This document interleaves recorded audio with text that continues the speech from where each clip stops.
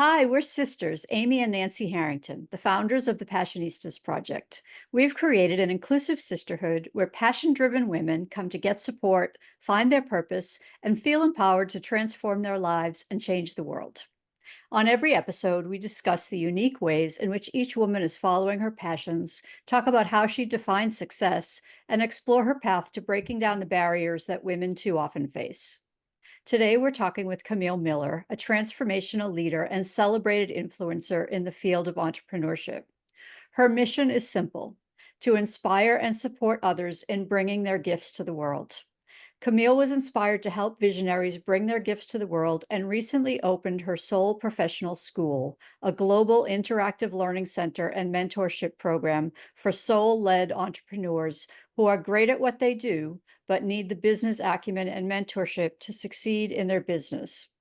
Camille is a three-time best-selling author in entrepreneurship with her latest book, Leaving Your Legacy. Now, please welcome Camille Miller. We're so excited Woo! to have you here. Thank you so much. Camille, what are you most passionate about?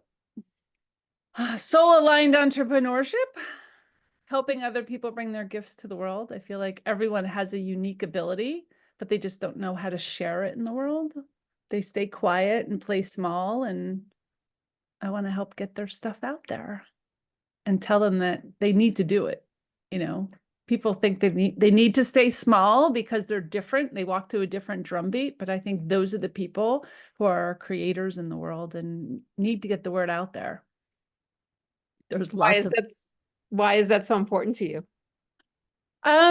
because I think for so long when you walk to a different drumbeat or were a little unique, you stayed quiet. Like you were told like you were non-conforming. And I knew I grew up in that world, I knew I was very different. Um, but it was never really squashed. I was always creative, and it's really the backbone of who I am. But it took me years, like 50 years, to be able just to be authentic. And I think now, especially since the pandemic, that it's authenticity that's going to bring us each forward. It's the authenticity and our feminine energy and all of these things that make us so unique that is bringing that power together. It's bringing community together. It's allowing us to collaborate and be better as a group, right? In the world itself, we need it. And we need the creatives. We need those that walk to a different drumbeat, that stop conforming. And I think they have bigger minds and bigger power and a uniqueness about us that makes us collaborative and pretty awesome together, right? It's our frequency that's exponential. When we come together, we are greater. Yeah, love that. So you mentioned your childhood. Tell us a little bit more about it and how was your creativity encouraged? So I had a great childhood. I know everyone always has these rags to riches story. I was brought up pretty damn well. I had a pretty damn good life. I didn't know it though until I went off to college and met other people. And I was like, oh, I had a really good life. But I didn't know it because I was one of five. I'm the oldest girl in the family. I have three younger sisters and an older brother. We were very, very close, an Italian family. We had traditions. We were always together. We did everything together as a family. It was very important to my father. But it was really my dad that always taught us that you look to help, you're generous with your time, you always give back because that's how you move up in the world, and you do it quietly. No one needs to know how you give your time and how you help others. And to just be generous. He also taught me to be an entrepreneur, never work for anyone else. And the biggest gift he gave me, he gave me lots of gifts, right? But the biggest one I think is, and he probably doesn't even know, well, he probably knows because he read it in my book, but that he always said, make sure whatever you choose to do in this world, that if you won the lottery, you would still get up and do it tomorrow. Right? So it's really like follow your joy and your passion always, and you be you. no matter how crazy or everyone else might think you are, you be you. Right. And he always said, like, when people are talking bad about you, it's because they're jealous. And he said, there's no better way to get back at people that have done something to you other than telling them how successful you are in life. Right? He's like, you show your worth by you just being you. You never have to talk about it. You never have to be anything else. Right? You just show up being you. And that was a great gift because it allowed me to be me.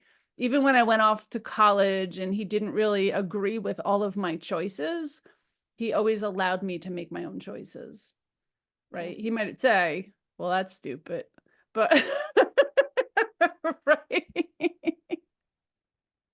But it was always like, even at times, like if I picked a poor partner, right, and the relationship didn't work out, I'm like, why didn't you tell me? And he's like, it's none of my business who you marry or what you do. It's none of my business. And so it kind of gave me that independence, but it also allowed us to fall. And he did us the kind of, he was probably more strict with me because I was his oldest daughter, probably than any of the ones that followed me. Even the one two under me gave me a toast at her wedding that thank God I broke down all of those barriers so they didn't have to go through them. Right?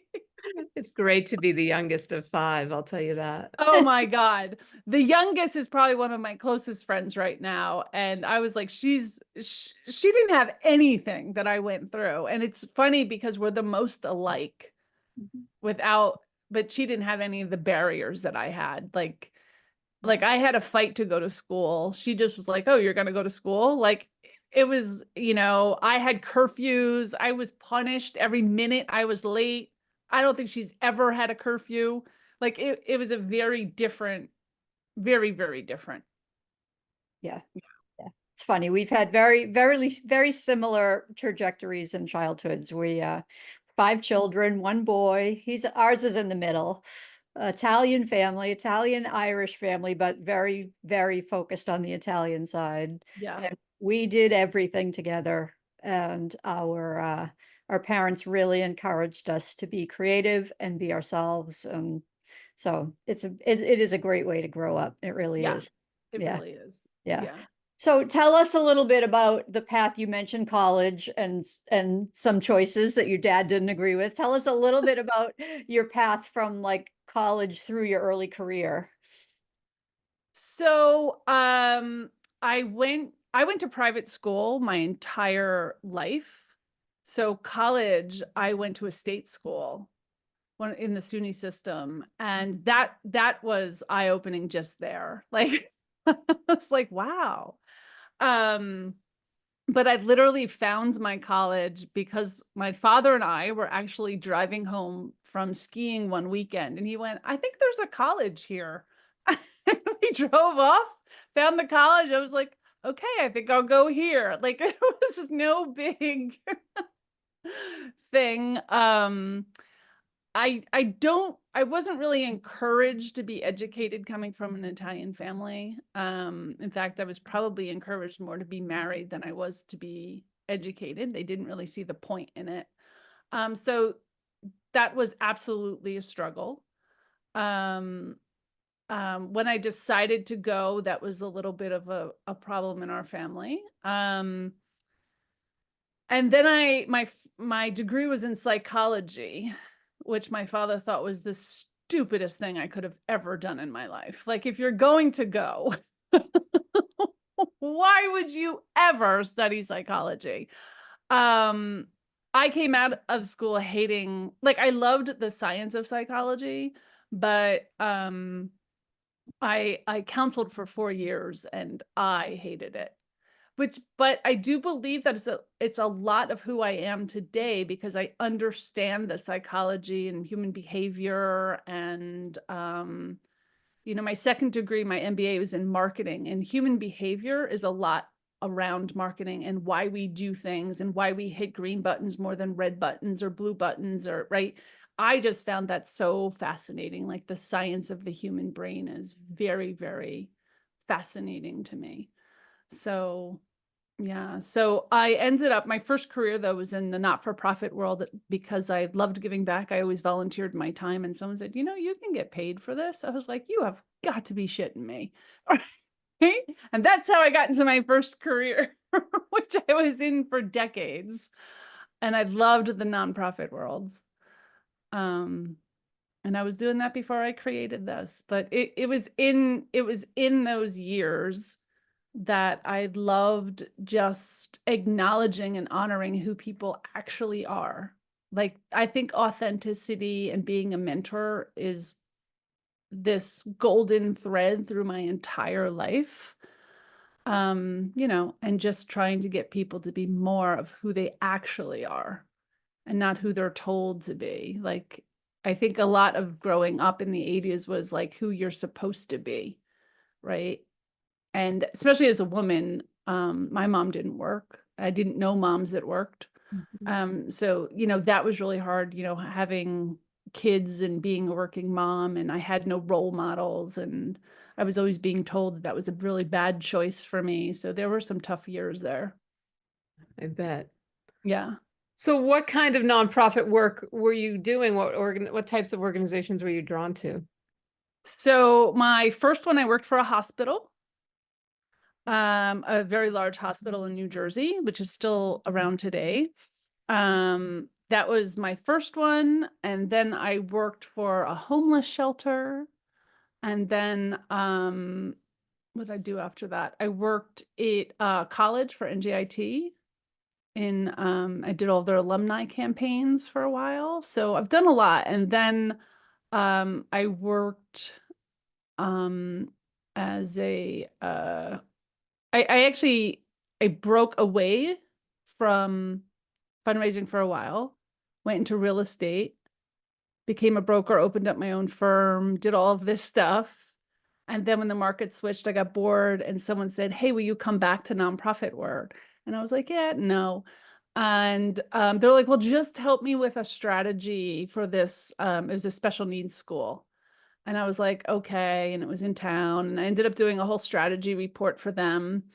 And then I presented it to the board, and they went, "Yeah, we have no idea how to implement this. Can we hire you to implement it?"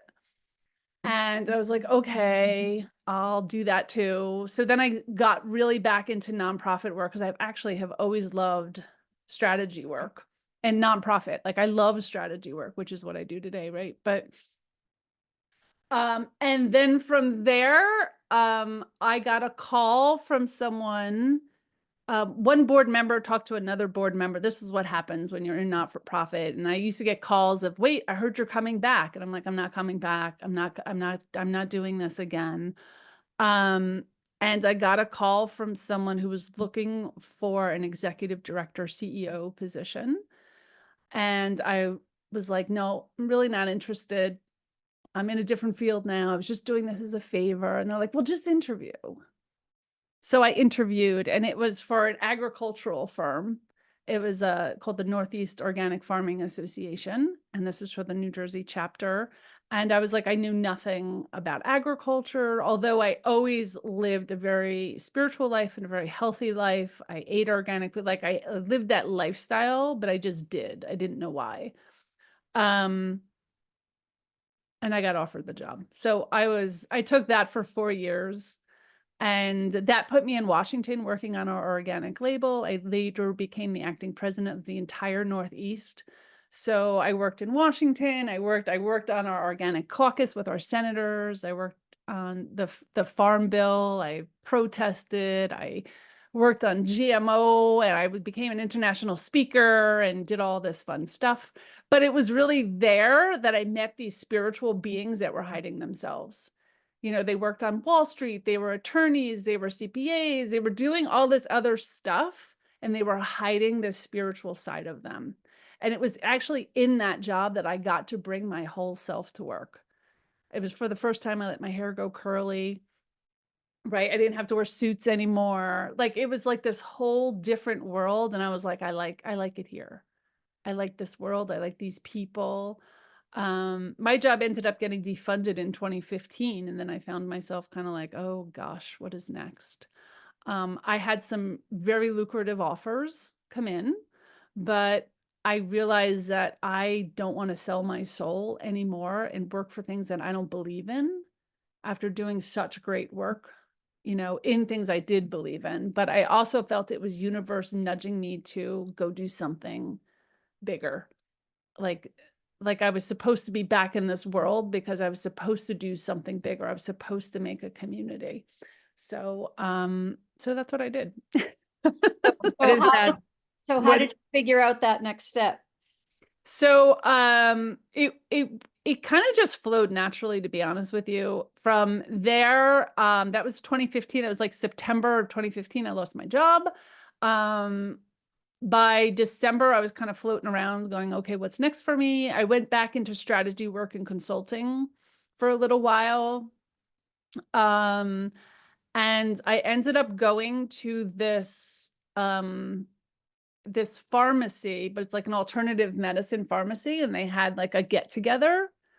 And I was like, well, let me go here. I'm just looking for clues.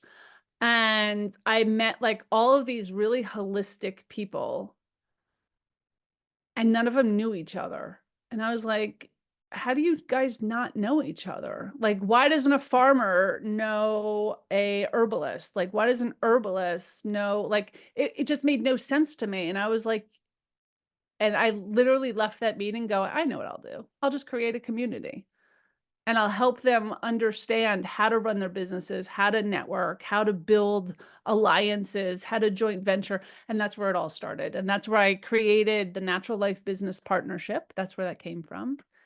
And that's where it all grew. I launched in 2016, about a month later. I put the whole business plan together that night, sent it out to a few people that I knew around the world.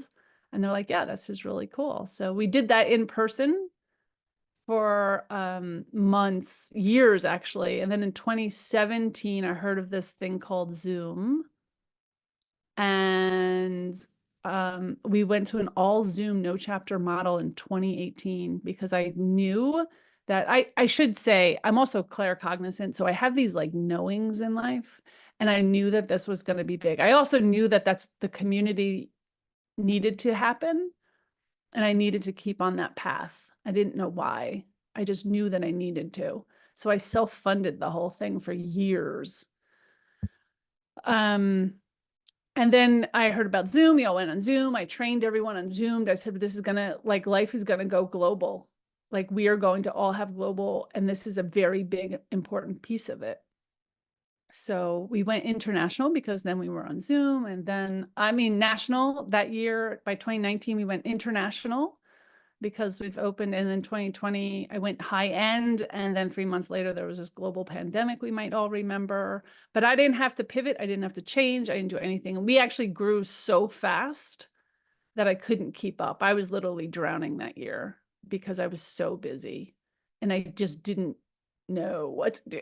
But in 2021, I relaunched with the Soul Professional brand and trademarked all of that. And now we have the Soul Professional Society and the Soul Professional School and the books.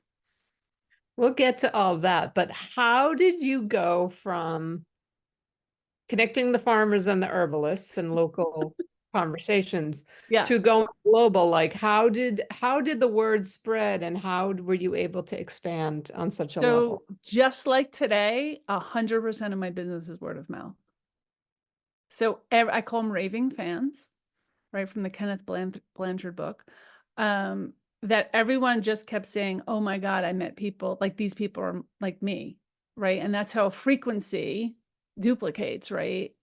And everyone was like, oh my God, the best thing I ever heard, I still hear today, oh my God, I didn't know there are like people like me in the world, right? And then we started to just grow, and it was New York, New Jersey, Connecticut, Pennsylvania, and we just started to grow. And it was actually the end of 17 where I got a call from California, and they're like, oh my God, I've been watching you. I can't wait for you to come out here. And I knew in that moment, as a single mom of 3 kids, there was no way in hell this model was working. So I had to rethink, how am I doing it? And I did try a couple different models, like having regional leaders. We went through that thing. And then I was like, but they don't know me. right? They don't know my words. So that's how I started like Coffee with Camille on Zoom. And then everyone, no matter where you were, would come. And still today, I still hold Coffee with Camille with my members. And I have coffee with them every month. And we talk about business and topics, and I help them out. Yeah. So it's for everyone listening, like it's not an overnight success. It is slow. And there are so many days I woke up and go, what the hell am I doing? I am in so much debt. But I just had this unbelievable knowing of you got to keep going. You got to keep going. Right. And it really was last year. And I wrote all of these stages are in my books, by the way. This whole story is in my first book. And then the second book was about getting successful. And the third book is about leaving my legacy, which it started last year when I moved suddenly, unknowingly. I didn't think I needed to move. And I realized that once I got out of my, what I now call my survival house, the house I was in after divorce, that I was still living in survival mode and in this mentality of, I just have to make it. I just have to make it. I just have to make it. Right. And support my kids and get them to college and all of that. But once I decided not to be there anymore, everything changed in my life. So it's really in this last year that I just propelled to this whole different level, just this whole different level. But the change was in me, right? I like more and more people that I work with, I know that it's a decision that they make, right? To be successful. And people might be, I tell myself I'm going to be successful all the time. That is not the same thing. That is not the same thing. Manifesting is not wishing the hell out of stuff, right? It's actually doing the things. And I was having a conversation this morning. I was like, I get up for work every day and get dressed. I go to an office, even though it's in my house, right? When I leave, I close my office and I go in the next room, put on sweatpants, just like I was coming home from work, right? It is a job that I show up to every single day. And it's an important piece of all of it. And it's very hard for people that work at home, right? But I've done it for years and years and years, more because I had to. I was raising 3 kids that had crazy schedules, and they go to school at 6 and they come home and they only had me. So, and you learn to survive, what I was in survival mode for a very, very, very long time. And I know now that I had to put these kids through college, and I didn't know how that was going to happen. And there was a piece of me that said, like, if I just stay poor, they will get scholarships. So every year I was like, how poor do I have to be to keep their scholarships? Because we had to keep requalifying, right? And I had 3 kids going through, right? And I remember that last year, I had no more qualification. Like, I filled out the last form to qualify because they do a 2-year look back, right? And my kids were going to be in their senior year. I finished my 2-year look back, and I was like, now I can be successful. And it was more unconscious than you think. Like, I didn't know it until it was happening, and the move, and I was like, oh my freaking God, I had no idea, right? And then it just propelled. It was like, I'm done now. So it's really interesting. It's interesting, but you subconsciously don't know so many things that are happening behind the scenes. And I had to step up. I'm still the exact same person I was 10 years ago. Nothing has changed. My mission hasn't changed, right? My business actually hasn't changed. I just charge a lot more now, right? But I still do the same stuff, and I help the same people, basically. Yeah. Right? Yeah. So who are those people that you help? What type of person works with you? So I say I use very logically brained, but soul-led, right? They dovetail science and soul. They absolutely understand who they are, where they're going, and they have had success. It's some place in their lives. It doesn't have to be where they are right now, but they understand what success looks like for them, right? They know that feeling in their body of what success is. And they're usually in a place that is not fulfilling, but they're really, really good at it, right? And sometimes I'm hired as a thought partner just to really think about what is their next step in life? What does that look like? You know, I've been hired by CEOs and deans of colleges and people that are making $1 million just to go, I got to step down and no one's going to know. Like, what am I doing? Right. In that respect, it's a thought partner. But for some, it's, you know, how do lots of doctors and scientists, CPAs, lawyers, you know, engineers, those types of people, lots of teachers recently, and nurses recently, just going, I'm really good at this, but it no longer makes my heart sing. Like, I don't want to work for people anymore. Right. So it's like, okay. And we always start with, tell me your dreams. If you won the lottery today, what would tomorrow look like for you? Right. And in those moments, they're telling me exactly what they want their life to look like, who they want to help. And it all becomes part of their business plan. Right. Because I'm a designer. So I help those type of people really create a lifestyle business that they can live with for the rest of their life. I always say, if you're an introvert, we don't pretend you're an extrovert, right? When I model people, I was looking at models of great people, and I'm like, I don't really want to do that, right? I don't want these big, like, I can look at like a Tony Robbins or a Bill Walsh or a Mary Morrissey, or I don't want to sit in stadiums and talk to people. Like, I love the one-on-one. I love the small groups, right? My membership is small. It was big at one point, but I brought it all the way down and increased the price because I really want to know and work with every single person that pays to be with me. They get me, right? But it took me a long time to figure that out, that my model looked a little different.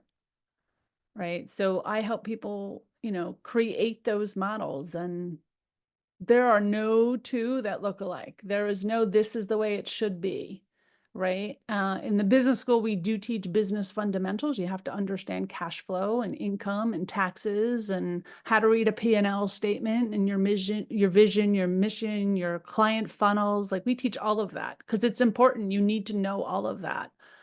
And, you know, for all of those that say, like, I'm either too woo or not woo enough, or I don't want to tell about the woo, I always say, like, I am that person, and it shows up because I'm authentic, but I still have to show up and do stuff. I don't just wait at home saying I'm going to be in flow now, right? There are action steps that have to take. You have to have a plan and a strategy. You don't have to have a huge strategy, right? But you have to be able to, like, turn it on when you need more money and turn it back when you feel like taking the summer off. That's what I do. When I need more money, I turn it on. When I feel like resting, I turn it back. But all of us have to understand how that works, right? And if you're not showing up every day, then it's really not going to work. As an entrepreneur, it's just not going to work.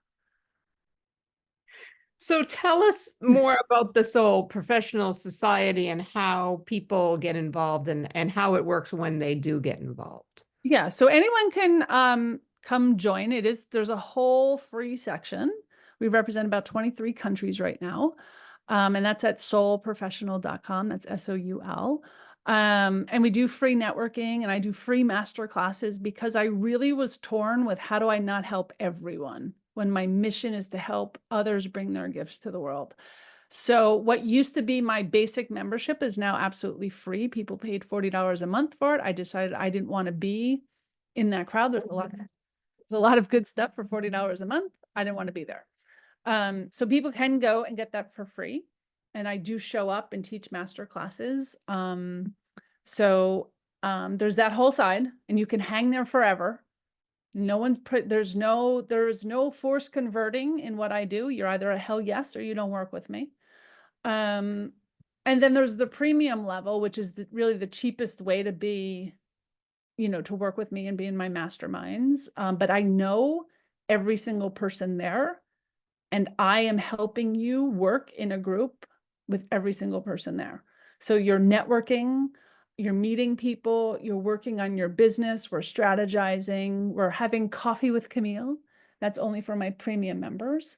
And we talk about whatever's coming up. I usually have like a theme for a month. I don't even know what I talked about this month. Oh, seeding. How do you seed your audience? And those are all recorded. And when you become a member, you have access to everything I've recorded since 2018, since we were on Zoom. So there's like, I don't know, 150 hours in a library that you can literally just put in a keyword and see everything that I've talked about. And that's all part of the premium level. So that's the society. Yeah. And I make sure, and we have something called next level leads where I'm making those introductions for you. You tell me who you need to know, and I make those introductions for you. So it's a pretty high level society. It's small, it's boutique. It was big at one time, and now I keep it small. Because it's very, very important to me that I know who you are and what you're trying to achieve. And we've had people, hit $1 million in our group, so, and to stay in alignment. And there's very few people that are running big companies that are staying in alignment. They kind of shift out of it. And I'm all about, you got to stay there. You got to stay there. That's amazing. So what's the Soul Professionals Manifesto? So the short one is, we live in a higher vibration. We have an alternative approach to business, and we're here to help repair the world. Yeah. So that resonates with a lot. Yeah. Yeah, just sit with that for a moment, everybody. Yeah. We did a mastermind with you and Julie DeLuca Collins a week ago, which was amazing. Oh, right. Yeah. And you talked a lot about the zone of genius. So talk about that. What does that mean? And how do people tap into their zone of genius? Yeah, so there's like a zone. So this really comes from the book. I think it's Gay Hendricks, The Big Leap. I'm pretty sure he spoke about it there. Although I see it in a lot of other books. Like here's one of my favorites. I'm a book crazy person. 10x is easier than 2x. Great book. And it's really all about staying in almost like your highest frequency, where you make money. Like, what is so unique about you? And we actually do this in the business school. We take 3 weeks of drilling down uniqueness, because it's so important. But it's about drilling down what makes you so unique. You have no competition, right? That's why we say you're either a hell yes to work with me, or I don't force convert. When you're ready, you're ready. I got enough clients. You know what I mean? Like, because I'm uniquely different. It's not like you're comparing me with other people. If you are and they win, go work with them. A lot of times they come back, right? So it's not for me to convince you, but your zone of genius is only for you. You are the only one that can solve a certain problem, right? But how do you talk about it and promote it and message around it so everyone knows, oh my gosh, that's what you need? Like, if you want to design a business and you're soulful and you're my person, everyone that's why 100% of my business is word of mouth. You got to go meet Camille. That's where you got to go. That's where you got to start, right? If we have a conversation, I'm not your person, that's okay. And I'll even introduce you to other people. If I say, I don't think you're for me, but let me tell you about this great strategist. You might be a better fit for them. Right? That's your zone of genius when you know it. I want to make sure that every single person that spends $1 on me comes out a superstar, right? And if I'm talking to you and I don't think you're going to be a superstar, you're not working with me, right? So it's kind of that energy. It's not a kind of sort of, it's not like, I don't need your money, right? I'm not creating things just to fill them. It's a much different thing when you are just so unique. You can talk on, like I talk about authentic success all the time. I can show up and without a script, talk about it, right? That's my unique genius, right? My unique genius, I always say my unique genius is seeing what others can't. And that's why I can design businesses around people, because you're literally telling me, but you can't hear it. I can hear it. I also have like spirit helping me out and stuff, but you know, he's like my secret weapon. But you know, but a lot of people stay in their zone of excellence. They're really good at it and they make a lot of money. Like I'm really good at writing books. I'm really good. I had a podcast that I just finished, right? But I have to let go of what no longer serves me to keep moving forward. Right? I'm really good at a lot of things, but it's not my zone of genius. It's not what gives me my high, my joy. I'm just good at it. And I make a lot of money at it. Right? But sometimes you have to let that go. And boy, that can be very scary. But if you want to go higher and hang with a different crowd, you have to let it go. That little stuff you got to let go. So what tips do you have for people who want to do that? How do you start letting go? Well, a great thing to do is write down what you do every day. Right? I write down here. I'll even show you. I'm a writer. I write everything down. I have little notebooks for everything. And this is like all the shit that's supposed to get off of my plate. But like I wrote down like all this stuff that I do that I need to hire someone else to do. And I went down for like a week or so, and I teach this in my Scaling with Soul class of how do you start to hire people to take stuff away from you and showing them the value in doing that. It's scary because people are like, I don't make enough money to pay other people. And I totally get that. And we talk about all of that. And that's true in many cases, but there are things that you're not supposed to be doing. Right. And if you just start with the little stuff, I do a lot of little stuff still that I should not be doing. But, and it's okay once in a while to tinker or do things because I create a lot of my landing pages because I think it's fun. I know it's a waste of my time. And I just called one of my designers, like, I need like 3 more pages and I know I should not be doing this any longer. Like 1 I can tinker with, but I know there's 3. No.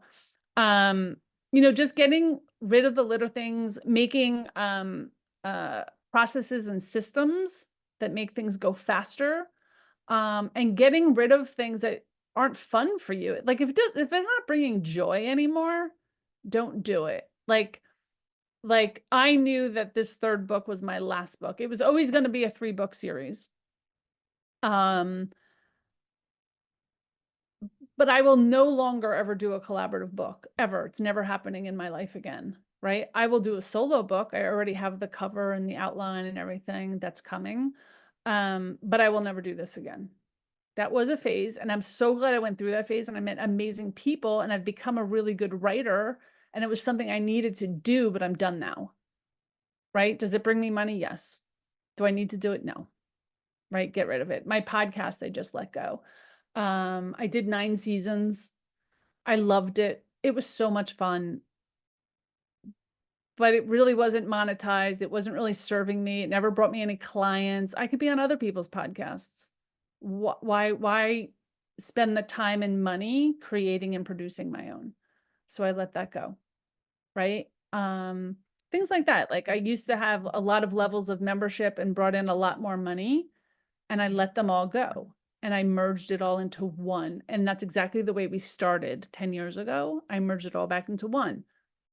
I didn't want to deal with it. I didn't want people there that I didn't know. I really wanted to help people individually. So it's things like that that make you greater, right? If it makes you greater, then do it. But if you do it just because you make money doing it, that's not a really good reason, because if you let it go, you'll probably make more money doing something else.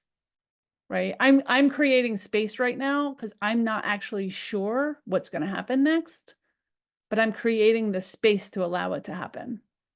Right. Because it's in that space that my genius can come out. And I'll be like, you know what? Maybe I'll call Oprah this week. Like, we don't know. Right. Something like that. Or like before I was on here, I was like, I think I'd like to go back to stage. I think I'm ready now. I haven't been to stage in God knows how many. I did like a TEDx, it wasn't called TEDx, like a TEDx talk in Colorado not too long ago. And I loved it, but I never did anything after that. Right. So I'm like, maybe I'll go back to stage. Maybe I'll start doing retreats for people. I don't know what I'm going to do, but it's whatever it is, it'll be next level.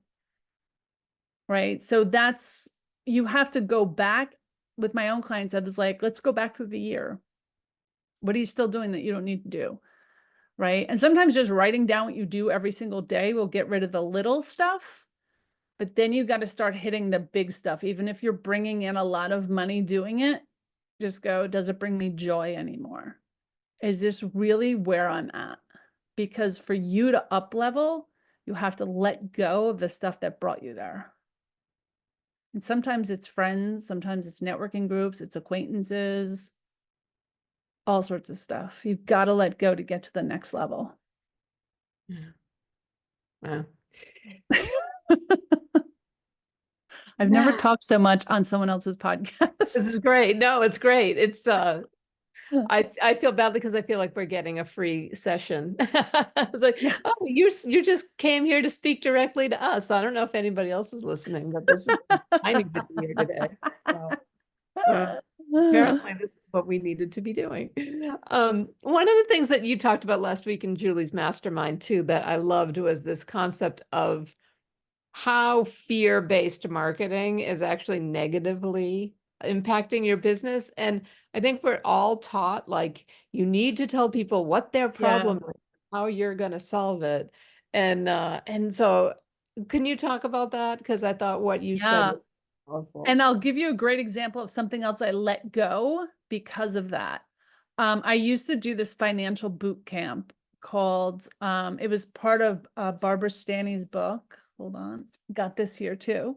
Overcoming Under-Earning. And I literally did a 12-week class with this. It was 8, it was 10, it was 12. I did all sorts of masterminds around money. And this really is better when you do it with a group than when you read it on your own. But that's why I created a class around it. And what it did was brought a lot of people that couldn't afford anything.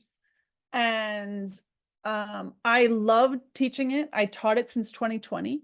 I started to teach it in the pandemic to give people faith in their finances and to keep them going. I did my last one last year. And I realized, as much as I enjoy it, these are not my people anymore. They are not the people that are going to invest in my services, the ones I'm putting out there now. Right. So I had, even though I like it, I had to let it go. Right. Because they're not my people. But it also is, I mean, the words overcoming under-earning, right? Those are people that don't have money. Right. And I used in the marketing, it was all about, I forget the exact words, but, you know, financial scarcity. And everyone would come and be like, I want to take your class, but I can't afford it. Right. And there's a point where it's just not worth it for me anymore because I get paid so highly for my one-on-one work that I always have to figure out for a group, is it still worth my time? Right. And I came to that point and I was like, it cannot be priced where it's worth my time. And those people that need it aren't going to pay for my time at that same level. Right. So that's part of it. But, so now I market towards people that are already, and I say, you are already successful. You want a lifestyle business, right? It's not about fear. It's about hope. It's like, I want that. I want to work with you, right? Because you're putting out the hopes and the dreams. Like if you see yourself being on a stage with 600 people in the audience and everyone wants your autograph and there's a line when you get done and you set this beautiful scene, everyone's like, yep, that's what I want, right? They're going to buy your speaking thing, right? It's that. It's showing them where they'll be when they're finished with your program, but you better get those results. Right? There's a lot of people promising results that are not happening out there, and people are getting very skittish about putting the money into it. Right? And that's why I say, I'm only letting you in my programs if I really feel that you're going to get these results, or you're not even invited. And I do turn people away because I know they're not going to do the work. And that's a reflection on them, not me, but trust me, it'll be on me if people come out of my program and they don't have the work. And that'll be the bad apple that's saying all the bad things about you, right? I don't have that yet. So that's what it is. I mean, that's about getting rid of things that don't serve you and marketing towards the people of where you're taking them, like adding your value, showing them the transformation that's going to happen with you. But you have to also make it happen, right? Because then all your testimonials say, oh my God, I worked with her. That's amazing. Or she brought me here. Or I raised my prices and my business excelled, or whatever, right? If that's what you want, that's the results you have to do. You know, and that's where your marketing and your messaging has to come from. I always say that your real message comes from the people in their testimonials, right? In my school, we I have people bring testimonials to class, and that's where we get the wording for things, right? We're called the business incubator because one of my members called it that. And I was like, oh, I didn't know that's what you guys called it. And that's what we call it now, right? It's usually from other people. A lot of people call me a business designer or a business architect. So I'm like, I better start doing that because strategist isn't hitting them because they keep redefining me when they introduce me as this other thing. So now I have to use that word, right? Because that's someone else defining how they hear me. And that's the word you use. You mentioned the school and we haven't talked about that yet. So tell us about the school and it. So tell us all about it. So I was an adjunct professor. I teach MBA students global business strategy. And it was in that work that I realized, you know, the entrepreneurial programs that are out there in the schools are really product-based, not service-based.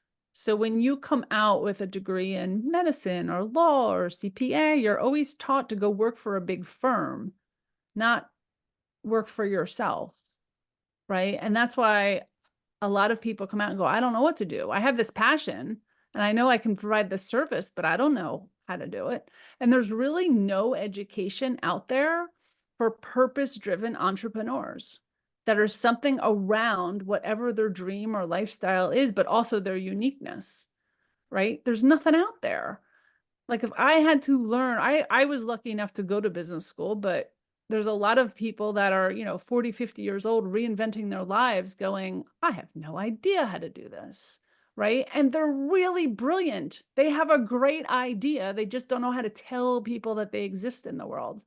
And they're usually fabulous at what they do, but they can't get the word out, right? That's what my school's for. And that's why I created it. I beta tested it over the summer just to make sure it works. I mean, I have worked with thousands of entrepreneurs in so many diverse industries, right? That I wanted to make sure that there was a class that I could teach for all of them. So the way I designed this, my business oh my God, I'm losing my words today. My business accelerator is the business fundamentals. That's my first level class, right? It's a 14-week class. And I'm teaching what you would learn in business school, your cash flows, your, you know, finance, marketing, branding, you know, your vision statement, your unique selling proposition, like all of that stuff that you need. But I'm also mentoring you. So not only are we teaching it in the classroom, but then I'm meeting with you and we're applying it to your specific business. Because I found a lot of people are listening, but not actually doing and applying. Like they're going to all of these things, but they're not actually doing the work. And that's why I don't like big lecture halls or anything, because you're not going to apply it unless I'm sitting right over you saying, nope, let's do it now. So I do that in the school. There are no videos that you're watching. You're literally showing up with me in a classroom with people all over the world. We're going through it. You have homework, you bring it back, we're talking about it. And my cohorts right now are very small. They're under 5 people because I'm meeting with you individually and building things. So it's a very different school. It's interactive, it's hands-on, it's a mentorship program as well. All of my programs are all of that are like that. And the faculty that I will eventually bring in faculty and experts in all different areas. I'm kind of figuring that part out right now because I can't teach it all. I'm not even smart enough to teach it all, right? There's brilliant people in different areas that need to be brought in. But it will always be interactive. It'll always be like a classroom with homework and everything else. Because I do believe that that's the best way to be teaching and learning from other people's experiences. It's how people learn best. And I think a lot of this online learning and online classes, and people are just tired of it and they're not really learning, right? They're getting certifications and CE credits and they're not learning a goddamn thing. I'm watching MBA students take classes that way. And they're like, because I had a capstone where we integrated and I was like, didn't you learn this in this class? And I'm like, yeah, that was an online class. I don't actually know that. So I had to start to teach differently. And we had to start to solve problems right there, right? And kids love phones. So I'm always like, okay, on your phones, this is what you got to look up right now. Like, let's look up the Nike mission statement, right? And I would give everyone different companies because otherwise it would never get done. They would never actually learn. So, so this school came out of all of that. And I also teach adult learners, right? So most of them are my age. So we all learn differently in the 80s, right? But it makes sense. And it makes sense even to younger people because now, you know, I have 30-year-olds saying, I'm never working for a corporation, but I have no idea how to run a business. You know, lots of creatives, right? That were somehow told that they are not valuable in this world. And I'm like, yeah. Come to my school. Come on. Let's figure out what you can do. Yeah. So it's definitely an alternative business school, but you get the same education, but you get mentorship, right? It's just like if you went into a trade, you work under someone until you can kind of go off on your own. So it's done that in that same spirit of entrepreneurship. It's beautiful. You mentioned your trilogy of books, but you just released Leaving Your Legacy. Yeah. So tell us about that book and why Leaving Your Legacy is so important to you. So it was always going to be a trilogy, and I always knew the steps. So the first one, it's called the Ultimate Guide series. So the first one was the Ultimate Guide to Creating Your Soul-Aligned Business, because that was just creation, the thought process and some of the things I actually do in my school or the lessons in there. Because with each story, we leave a lesson. The second book was the Ultimate Guide to Becoming a Successful Soul Professional, because so many people created businesses and then they stayed as this little hobby they did or didn't tell anyone. Like it was not success, right? And success can be defined as anything you want. For me, it's 6 figures or above, because that's like minimum wage in this country. So it talked about scaling. How are we scaling? How are we getting to that next level? And most of it's about mindset. If you believe you can, right? Make the decision. I think that's what my chapter is called, like the decision to be, I don't know what it's called, right? And the third one is called Leaving Your Legacy, because it's your why you do what you do, why you show up every single day, right? And if you won the lottery, would you still show up and do it, right? And then how many people and hearts are you touching along the way? Because it's really the ripple effect. It's not like your name in lights. That's not always your legacy.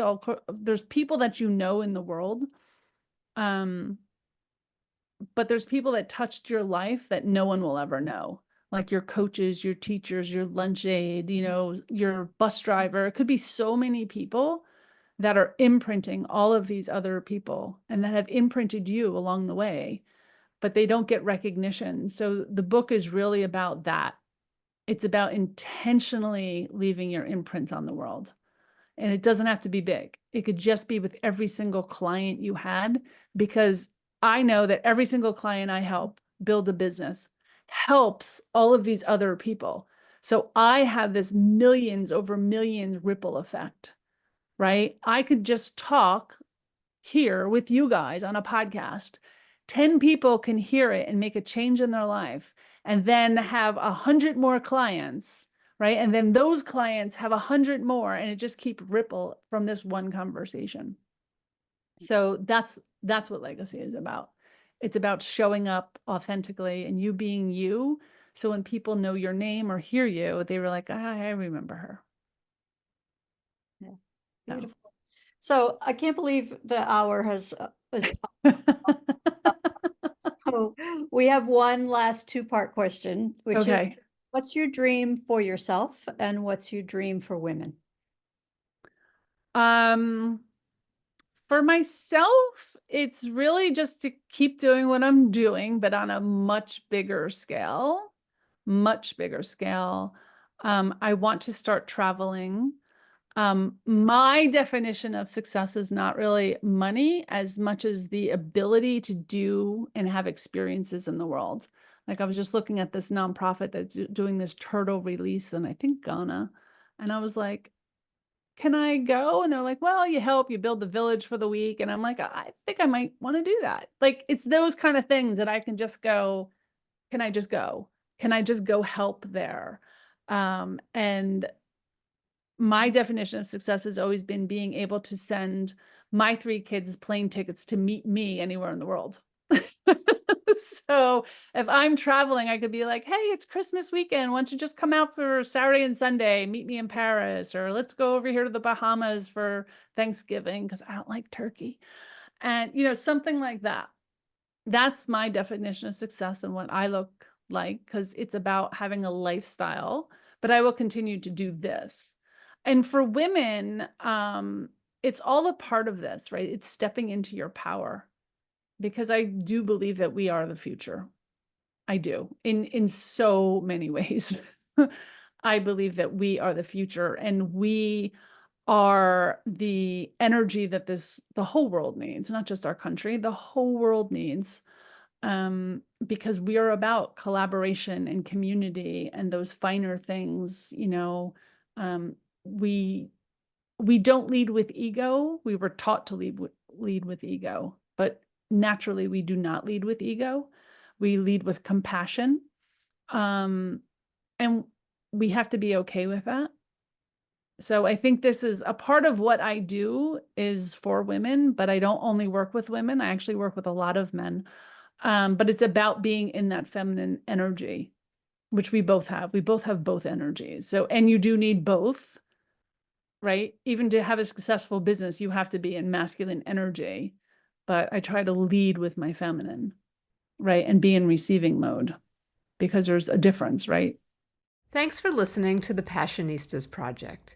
Since we're not only business partners, but best friends and real-life sisters, we know how unique and truly special our situation is. We know so many solopreneurs, activists, women seeking their purpose, and more, who are out there doing it all on their own. They often tell us they wish they had what we have. So we've created a space for them and you to join our sisterhood, where trust, acceptance, and support are the cornerstones of our community. By joining, you become part of our family. We'll give you all of our sis tips on building meaningful relationships through the power of sisterhood, and all the tools you need to thrive in 3 key areas: business growth, personal development, and social impact. You'll learn from our panel of Power Passionistas, who are experts on topics like transformational leadership, letting go of perfectionism, the power of community, and so much more. You can connect with like-minded women and gender non-conforming, non-binary people who share your values and goals in chat spaces, at online Passionistas pajama parties, and virtual and in-person meetups. And you can register for our exclusive series of online courses designed to help you tap into your intuition, find your purpose, bring your mission to fruition, and integrate diversity, equity, inclusion in every aspect of your plan. Be sure to visit thepassionistasproject.com to sign up for our free membership to join our worldwide sisterhood of passion-driven women who come to get support, find their purpose, and feel empowered to transform their lives and change the world. We'll be back next week with another Passionista who's defining success on her own terms and breaking down the barriers for herself and women everywhere. Until then, stay passionate.